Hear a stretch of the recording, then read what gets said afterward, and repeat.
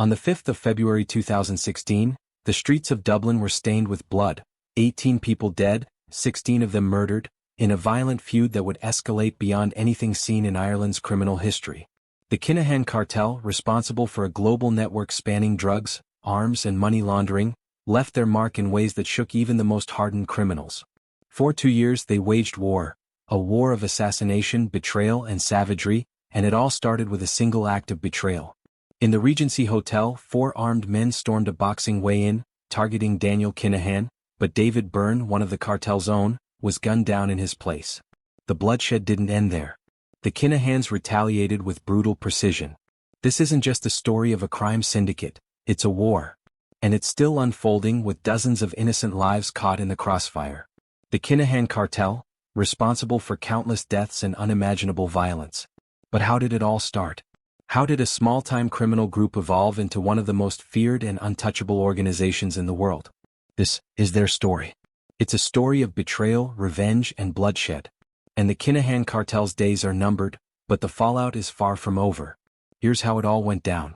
It started on the streets of Dublin in the late 1970s. A young man, Christy Kinahan, was looking for a way out. It wasn't much, just petty crimes, housebreaking, car theft. But he wasn't interested in small-time stuff. He was dreaming big. By the 1980s, Christy wasn't just stealing cars. He was dealing heroin. And that's when things got serious. After Dublin's top dealer got busted, Christy stepped in. He wasn't just selling. He was controlling. Prison was just another part of the plan.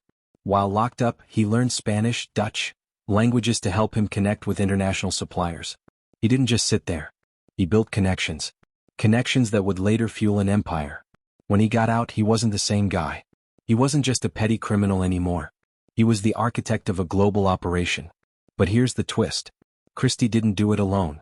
His sons, Daniel and Christopher Jr., would soon join in.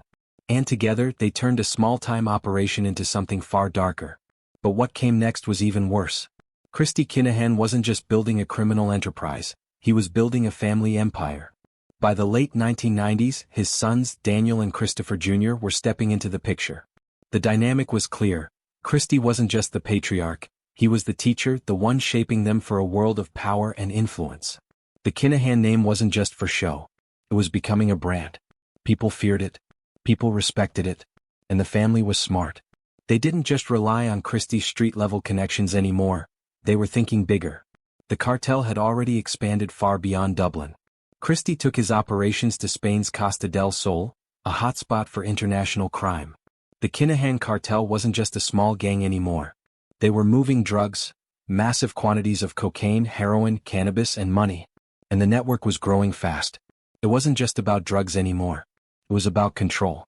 Real estate, luxury cars, and front companies, all used to launder the money from their operations. They weren't just hiding cash, they were investing it. Making it legitimate in a way no one could touch. The Kinahans were playing the long game. And Daniel? He wasn't just standing on the sidelines. He was learning. By the time 2000 rolled around, Daniel Kinahan was no longer just Christy's son. He was becoming the heir. The day-to-day operations of the cartel were slowly being passed to him. By the way, if you have enjoyed the story so far, please don't forget to subscribe to this channel, like and share this video as it will encourage us to create more videos on UK organized crime. He was smart, cold, calculating. He knew that the way to power wasn't through brute force alone. It was through strategy. The cartel needed a clean face to operate behind. Someone who could blend in while the dirty work was done in the shadows. And that's when they turned to boxing. It wasn't a random choice. Boxing had always been a world where the right connections could make you a kingmaker. The Kinahans made their move into boxing in 2012 by founding MTK Global. Daniel wasn't just involved. He was the mastermind behind the operation. And his influence grew rapidly. The biggest fighters started signing with MTK and soon Tyson Fury, one of the most well-known boxers in the world, was under his management. But it wasn't just about athletes. It was about public perception. With MTK, Daniel was now rubbing elbows with the world's biggest names in sport. The legitimacy was there. He was untraceable. But behind that legitimate front, the cartel's core operations were still running. The money was still flowing and the violence was never far behind. Every deal, every handshake, was a step closer to the cartel's total domination. And in Spain, the Kinahans were building ties with the Moroccan mafia, the Italian mafia, and even Hezbollah. This wasn't just about drugs anymore, it was about a global criminal network stretching from South America to Europe and Africa. But the Hutch family, another notorious Dublin crime family, was a threat. And when the Hutch family started to grow, the Kinahans saw them as a rival. By 2015, the tension between the two families had reached a boiling point. Gary Hutch, a member of the Hutch family, was living in Spain and at one point had worked with Daniel Kinahan. But things had changed. Gary was now seen as a threat. One night, Gary Hutch was gunned down in Spain. His death would send the Kinahan Cartel into a tailspin, igniting a bloody feud that would tear through Ireland and beyond. The cartel's violence wasn't just aimed at their enemies anymore. It was now a message: no one could get in their way. No one was safe. But what came next was even worse. By the early 2000s, the Kinahan Cartel was no longer just a Dublin gang. They were thinking bigger. A lot bigger. Spain became their new base of operations. Why Spain? Simple. It was the perfect hub for international crime. Costa del Sol, a place where the sun never set on illegal business. And the Kinahans were smart. They knew they needed to connect with suppliers who could handle the big stuff: cocaine, heroin, cannabis. The Colombians and Moroccans were key players in the game. The Kinahans didn't just want to be middlemen. They wanted to control the supply lines. It didn't stop at drugs. They needed everything: guns, money, even people. They were building a network that would stretch from South America to Europe and into the Middle East. In Dubai they found what they needed: the perfect cover. A place where the rich and powerful moved their money without questions. And that's exactly what they did. They washed their drug money in Dubai's shiny towers. The front companies were already in place. Real estate, cars, luxury goods.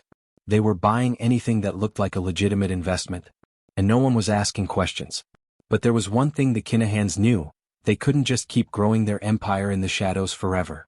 They had to make sure their money wasn't just hidden. It had to look clean. And that's when they made their move into boxing. It wasn't just about the money anymore. They wanted influence.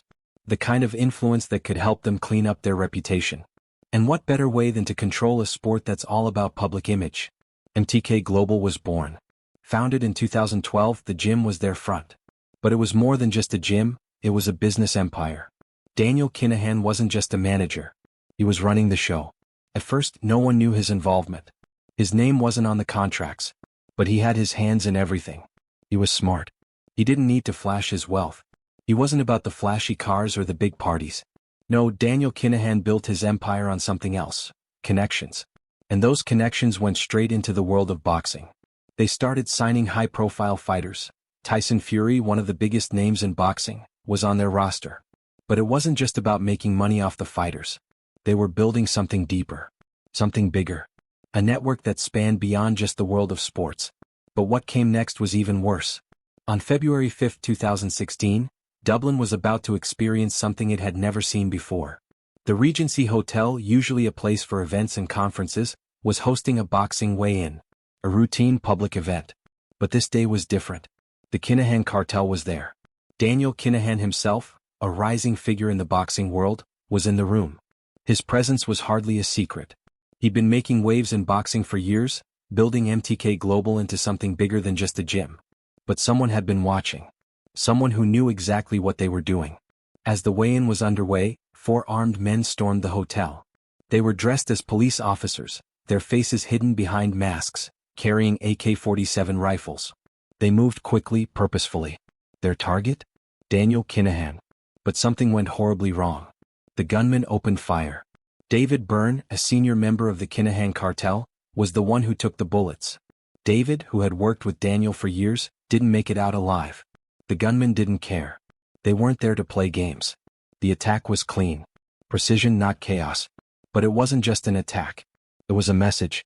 A declaration that this feud between the Kinahans and the Hutch family was spiraling out of control. David Byrne was the first casualty of the Kinahan side in this war. But as word spread, it became clear. This wasn't just about a personal feud anymore. This was about something much darker. The Hutch family had hit back. They had sent a clear message to the Kinahans. No one is safe. And now the Kinahan Cartel was ready for their own response. After the Regency Hotel shooting, things started to unravel for the Kinahan Cartel. But it wasn't over yet. The cartel thought they could brush this under the rug, move on like they always did. But they were wrong. Law enforcement wasn't just sitting back anymore. The Irish Garda, Europol and Interpol were all over it. The attack wasn't just a shooting, it was a message. A message the Hutch family had sent, loud and clear. And the Kinahans were now in full retaliation mode. They thought they were untouchable. After all, they'd been running the show for years. They had their hands in everything: drugs, guns, money laundering. But now the world was watching. Forensic evidence started to come in. Bullet casings, fingerprints, and surveillance footage. At first, it seemed like a jumbled mess, but the investigators were starting to see a pattern. They were connecting the dots. The Kinahan network was huge, and it wasn't just running on the streets of Dublin. It was all over Europe and beyond. But there was something else. Something more than just physical evidence. The investigators started to look at flight records, where the cartel members were going, who they were meeting. Every detail was stacking up. The Kinahans were on the move, always one step ahead but always leaving behind a trail. Daniel Kinahan's travel patterns were a key piece. From Dubai to Spain, the man seemed to be everywhere. He wasn't just hiding in the shadows.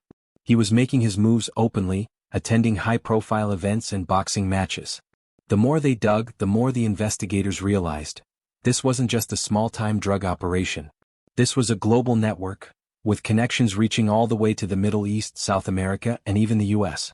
But the real breakthrough came when they started digging into the cartel's financials. It wasn't just about drugs. It was about money. And the Kinahans had figured out how to launder millions. They weren't just relying on cash. No, they were using cryptocurrency, shell companies, and even luxury real estate to clean their money. They bought and sold properties in places like Dubai and Cyprus, keeping their operations hidden in plain sight. They had it all figured out. Or so they thought. Before we continue, don't forget that what you are watching took us hours of both research, editing and voicing to able to get it across to you. Show us your support by just subscribing to this channel and liking this video, as it will encourage us to create more video like this. Thank you. By 2020, the world was locked down. Flights were grounded. Businesses were forced to close. But the Kinahan Cartel? They saw an opportunity in the chaos. While most people were confined to their homes, the Kinahans weren't sitting still. They adapted. The cartel began using the global restrictions to their advantage. Fake documents were no longer the key. Instead, they shifted gears and played the system. The Kinahans always knew how to hide in plain sight. But now, with international travel restricted, the cartel pivoted. They didn't just want to smuggle drugs. They wanted to launder money, fast. They exploited the COVID crisis to move dirty money through various channels. Instead of fake travel documents, the Kinahans shifted to using business fronts and cryptocurrency to continue moving their funds around the world. They used new routes, adapting their operations to the changing global landscape. Dubai, once a safe haven, remained the cartel's headquarters. But they also built new networks in countries with lax financial oversight. The world's airports were empty. Flights were few. But the Kinahan network kept moving, hidden in plain sight, using the chaos to cover their tracks. They weren't just moving drugs anymore. They expanded into money laundering, using international shipping routes and cryptocurrency to make their transactions harder to trace. And in a world where everyone else was worried about lockdowns, the cartel was more strategic than ever. It wasn't just about staying hidden. It was about staying ahead of the law. By 2022, the world was closing in on the Kinahan Cartel. The U.S. had put sanctions on Daniel, Christie Sr. and Christopher Jr. $5 million for information leading to their arrest. Their money was being tracked, their networks traced, their fronts scrutinized. But the Kinahans didn't panic. Not yet. They were smart. They had always been smart. Encrypted phones, forged passports, and safe houses across Spain, Dubai, and South America. They moved like shadows. They stayed ahead. Law enforcement, though, wasn't asleep. Interpol, Europol, and the DA were working together. Every contact, every transaction, every flight Daniel took was being watched. His empire, built on trust, was suddenly exposed to global surveillance. And the cartel knew it. Daniel didn't stop. He kept advising boxers, attending events, running MTK global operations quietly from Dubai. But every step was now a calculated risk. One slip, one connection, one trusted person turning, could bring the empire down. Meanwhile, the smaller players in Ireland were being picked off. Arrests, asset seizures, and raids hit the cartel hard. Thomas "Bomber" Kavanagh was jailed for 21 years. Sean McGovern was extradited to Ireland. Properties, cash, front companies, frozen or seized. The net was tightening. The walls were closing in. And yet, the cartel adapted. They moved money through cryptocurrency, shuffled assets to safe havens, and outsourced operations to trusted lieutenants. The leaders stayed hidden. But the risk was there. Every transaction could be traced. Every associate could be compromised. Every mistake could cost lives. Because in the world of the Kinahans, loyalty is fragile. Trust is currency. One wrong move, one leaked message, one undercover operative, and it all collapses. And there were operatives. Queen, a Turkish-based insider, had been recruited by the DEA. She infiltrated a network linked to Daniel's associates. She learned the routes, the methods, the precautions, and reported every step. The DEA had real-time intelligence on the cartel's operations across 3 continents. Even Daniel Kinahan, untouchable for years, was now being watched in real time. Every shipment, every deal, every message, exposed. The pressure wasn't just legal. It was psychological. The constant threat of arrest. The betrayal of insiders. The knowledge that every action could be monitored. For the first time, the untouchable empire felt vulnerable. By 2022, the Kinahans were feeling the walls closing in. It started quietly. Notices from the U.S. Department of Treasury. Alerts from Interpol. Phone calls from agencies across Europe. They weren't just warnings. They were sanctions. The U.S. offered $5 million for information leading to the arrest of Daniel Kinahan, Christie Sr., and Christopher Jr. That's right. $5 million. For information. On one family. One cartel. And it wasn't just about money. Their assets froze. Front companies became useless. Their safe houses were compromised. For the first time, they weren't untouchable. Daniel Kinahan had been untouchable for years. He thought Dubai made him invisible. Safe. Above the law. But now, that illusion was crumbling. Law enforcement was everywhere. From Ireland to Spain to the United States. They were watching. Tracking. Mapping. Following. And every move the Kinahans made left a trail. They tried to adapt. They moved cryptocurrency. They shifted money through new shell companies. They created layers of operations that were supposed to keep them safe. But law enforcement was adapting too. They had access to networks, intelligence, and technology that the Kinahans hadn't anticipated. Every shipment, every transaction, every contact was now a risk. Every ally could become a liability. Even Daniel's boxing operations were under scrutiny. MTK Global, the gym that had once been a shield of legitimacy, was now a target. And the cartel didn't stop. They were still moving drugs, still laundering money. They were still making deals across continents. They were still sending shipments from South America to Europe, routing through Dubai, Spain, and even the US. But something had changed. Fear had entered the equation. The Kinahans were used to fear. Their enemies feared them. The law feared them. The public feared them. But now, the Kinahans feared the law. Every meeting was carefully planned. Every phone call was encrypted. Every operative vetted 100 times over. They couldn't risk a single slip-up, because they knew what could happen. Arrest, asset seizure, exposure, loss of control. And some mistakes were already catching up to them. Thomas Bomber Kavanagh, one of Daniel's top lieutenants, was arrested in the UK. He had been running the cartel's operations there. For years he was untouchable. Now he was behind bars for 21 years. In Spain, Johnny Morezi was arrested for money laundering. Properties, cash, and accounts tied to the cartel were seized. The empire wasn't destroyed, but cracks were appearing. Even Daniel Kinahan, who had always been careful, couldn't hide forever. His public profile in boxing made him an easy target for sanctions and law enforcement attention. The U.S. Treasury, in coordination with Irish authorities, was now watching every business move. And it wasn't just about law enforcement. Public perception was shifting. The cartel had long operated in shadows. But now their operations were in the headlines. Their involvement in boxing, money laundering, and international drug trafficking was exposed. Pressure was building. The network of safe havens, Dubai, Spain, Colombia, was no longer fully reliable. Politicians, agencies, and media were scrutinizing every move. Contacts once considered secure were now vulnerable. The cartel tried to stay ahead. They shifted funds to cryptocurrency, set up new fronts, and diversified operations. But international pressure was relentless. The world was tightening its grip. And yet, the Kinahans still operated in the shadows.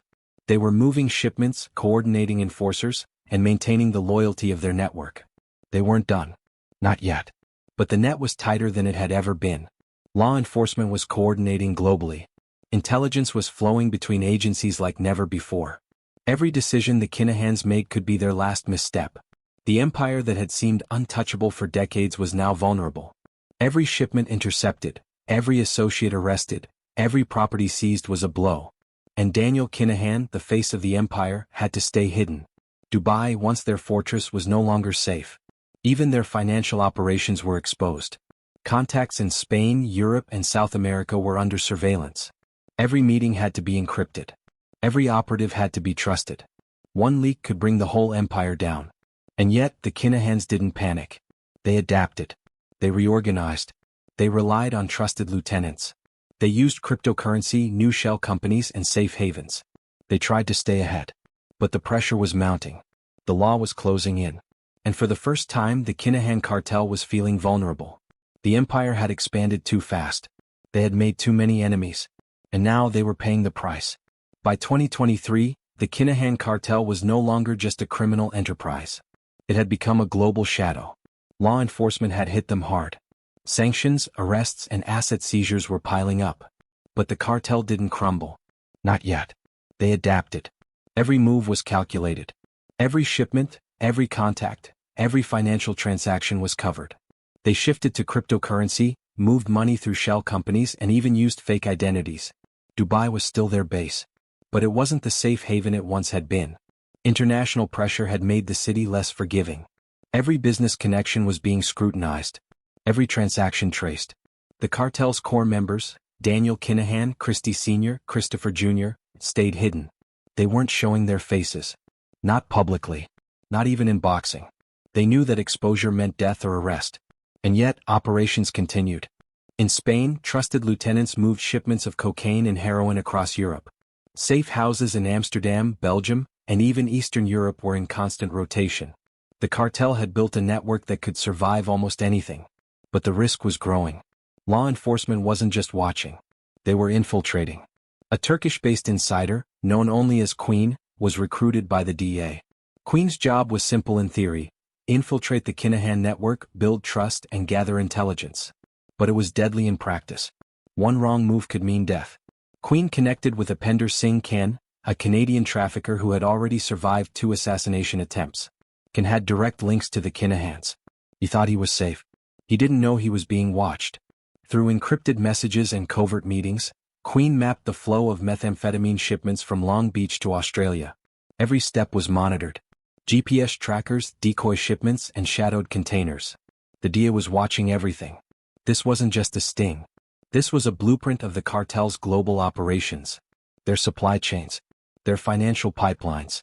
Their enforcers. Their middlemen. Every corner of the empire was exposed. Daniel Kinahan, untouchable for years, suddenly became vulnerable. Even his boxing connections were under scrutiny. MTK Global was being monitored. Every fighter, every promoter, every contact was now potential evidence. And yet, the cartel didn't stop moving. They had layers of protection. Each lieutenant ran autonomous operations. Lower-tier associates handled shipments. Safe houses were rotated constantly. Financial transactions were split across multiple countries, often using cryptocurrency to avoid detection. Even international contracts for violence were outsourced. Hitmen from Eastern Europe and South America were hired through intermediaries. Nobody knew who was being targeted. Nobody knew who was giving orders. But the network had a weakness: human error. Queen was that error. For the first time, law enforcement had real-time insight. They knew what the cartel was planning before it happened. They saw who was trusted, who was expendable, who could be compromised. And it worked. Several planned shipments were intercepted. Safe houses were raided. Associates were arrested. The financial network was disrupted. But the cartel adapted. They shifted routes. They created new identities. They found new financial pathways. Dubai remained the hub. But even there, they had to be careful. International pressure meant that every move was watched. Banks were scrutinizing accounts. Businesses linked to the cartel were being investigated. Every luxury property could become evidence. And yet, Daniel Kinahan remained in the shadows. For years he had operated with impunity. But now, even he had to calculate every step. Every meeting, every phone call, every appearance. One slip and the empire could unravel. But they weren't done. The Kinahans had resilience built into their structure. Their lower-tier operatives could run shipments independently. Money laundering could continue through multiple jurisdictions. Even with the top leaders in hiding, the cartel's operations didn't grind to a halt. But cracks were appearing. The more law enforcement learned, the more vulnerable the cartel became. Every intercepted shipment, every compromised contact, every seizure of assets chipped away at their network. The empire that once seemed untouchable was now under constant threat. And the Kinahans knew it. They had survived decades of feuds, murders, and international investigations. But now they were being squeezed. Slowly. Strategically. Relentlessly. Every ally could betray them. Every shipment could be tracked. Every move could be anticipated. The net was closing. And while the Kinahans were still powerful, still dangerous, and still moving millions, the days of untouchability were over. It's 2023. The Kinahan Cartel is no longer what it once was. Law enforcement has tightened the net, and every move is being scrutinized. But despite the sanctions, the arrests, and the seizures of assets, the cartel hasn't fully crumbled. Their leadership, Daniel Kinahan, Christie Sr., and Christopher Jr., may be in hiding, but the empire is still alive. For now. The cartel's global reach is still significant. Their money laundering networks remain intact, running through cryptocurrency, front companies, and safe havens. They have adapted. They are still operating, still moving millions, and still linked to violent acts and drug shipments. But it's not the same. The once invisible empire is now a target. Governments around the world are actively hunting them down. Interpol, Europol, DA, and more are involved. They are everywhere. They are following the money, the connections, the shipments, the people. And it's starting to work. Thomas Bomber Kavanaugh is behind bars. So are several other high-ranking associates. Johnny Morrissey, one of their trusted money men, was arrested in Spain. Sean McGovern was extradited. Irish authorities have seized properties linked to the cartel, including luxury estates and businesses in Dubai. Their empire, once thought indestructible, is beginning to crumble. But the real story here is what's coming next. As law enforcement pushes forward, they're finding more and more. Technology is their greatest ally now. The encrypted phones, the digital footprints, everything they thought was secure is now being unraveled. And for the first time, Daniel Kinahan is vulnerable. He's no longer the untouchable kingpin in Dubai. Here's the thing. You can build the biggest empire in the world, run it like a well-oiled machine, and still fall. Everyone thinks they're invincible. The Kinahans were invincible. For years they made millions. They controlled everything. No one dared to cross them. But look at them now. Hiding, scrambling, and running. Success doesn't come without its price. And when you think you're untouchable, that's when you've already set yourself up for failure. The Kinahans thought they had it all figured out, but in the end, what did they really have? Fear, betrayal, and paranoia. You might think it's different for you. That you'll keep moving forward, keep building, keep growing. But if you think you're untouchable, if you think nothing can stop you, that's when you're most vulnerable.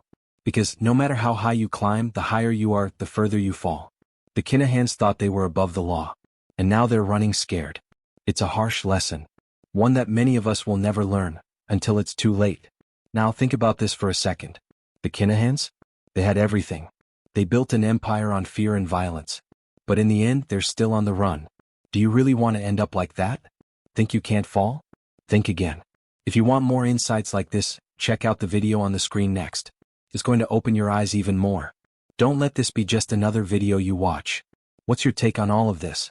Leave a comment below. I'm reading every single one.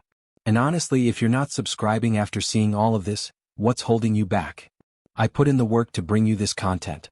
It's time for you to make a choice. Hit that subscribe button. Let's make sure you never miss out on the next deep dive. Like, share, and subscribe. And remember, when you choose to learn, you choose to grow. Don't waste time going back to what's comfortable. You're here for a reason. Make it count.